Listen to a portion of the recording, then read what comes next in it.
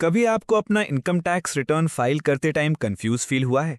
Words जैसे assessment year, previous year, TDS, AMT सुनते ही लगता है जैसे किसी मेज में घुस गए हो।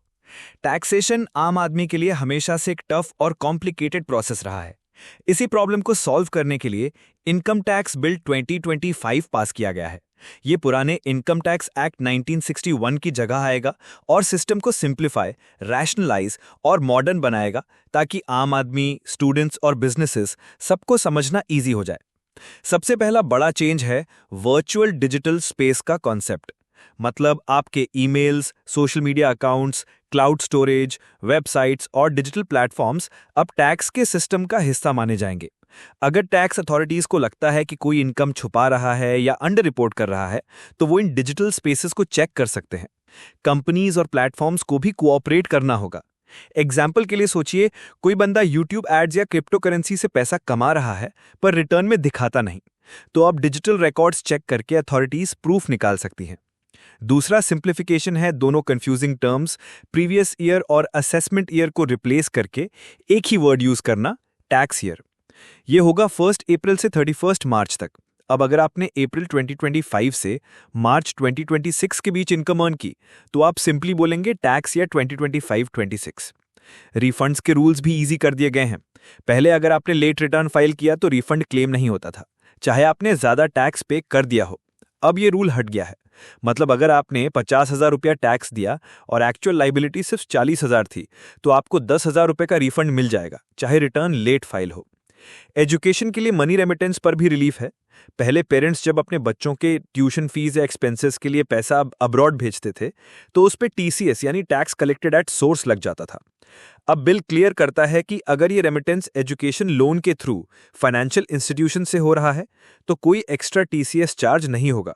एग्जाम्पल, अगर पेरेंट्स 20 लाख रुपए अपने बच्चे की यूएस ट्यूशन फीस भेज रहे हैं बैंक लोन के जरिए, तो अब उस पर एक्स्ट्रा टीसीएस नहीं कटेगा। जो लोगों का टैक्सेबल इनकम जीरो है, उनके लिए भी एक फैसिलिटी है। पहले ऐसे लोगों के इंटरेस्ट या अदर इनकम पर भी टीडीएस कट हो जाता था। अब वो एडवांस में अप्लाई करके एक निल टीडीएस सर्टिफिकेट ले सकते हैं ताकि अननेसेसरी टैक्स कट ना हो।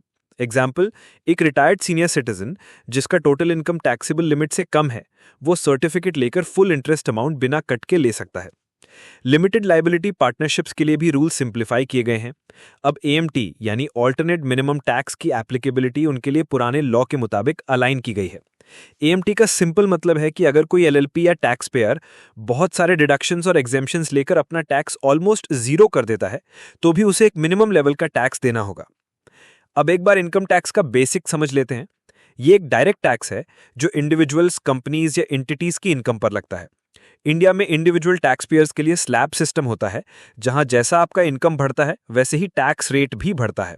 फॉर एग्जाम्पल, नए रेजिम में 3 लाख रुपए तक इनकम पर कोई टैक्स नहीं, 3 से 7 लाख पर 5%, 7 से 10 लाख पर 10% और ग्रेजुअली स्लैब इनकम बढ़कर 30% तक जाता है। बिगर पिक्चर में देखें तो 2025-26 में इंडिया का gross direct tax collection 7.99 lakh crore rupees रहा, जो पिछले साल के 8.14 लाख करोड़ से 1.9% कम है। ये गिरावट दिखाती है कि गवर्नमेंट क्यों चाहती है कि सिस्टम और सिंपल हो, ताकि ज्यादा लोग करेक्ट फाइलिंग करें, कंप्लायंस इंप्रूव हो और टैक्स कलेक्शन स्टेबल बने रहे। आखिर में ये बिल सभी के लिए इंपॉर्टेंट है। सैलरीड एम्प्लॉयज के लिए जो हर साल रिटर्न फाइल करते हैं, पेरेंट्स के लिए जो अपने बच्चों की पढ़ाई के लिए पैसा भेजते हैं, रिटायर्ड सिटीजन्स के लिए जो टीडीएस डिडक्शन से परेशान होते हैं, या फिर स्मॉल बिजनेसेस और स्टार्टअप्स के लिए जो एलएलपीज चला रहे हैं। ये बिल आउटडेटेड कॉन्सेप्ट्स हटाकर और लैंग्वेज क्लियर करके टैक्सेशन को स्ट्रेस से निकालकर एक स्मूथ और यूजर फ्रेंडली प्रोसेस बनाना चाहता है। सिंपल शब्दों में बोलें तो इनकम टैक्स बिल 2025 एक पुराने कॉम्प्लिकेटेड डिवाइस को मॉडर्न स्मार्टफोन से रिप्लेस करने जैसा है। काम वही है, पर अब ज्यादा सिंपल, फास्ट और क्लियर तरीके से होगा।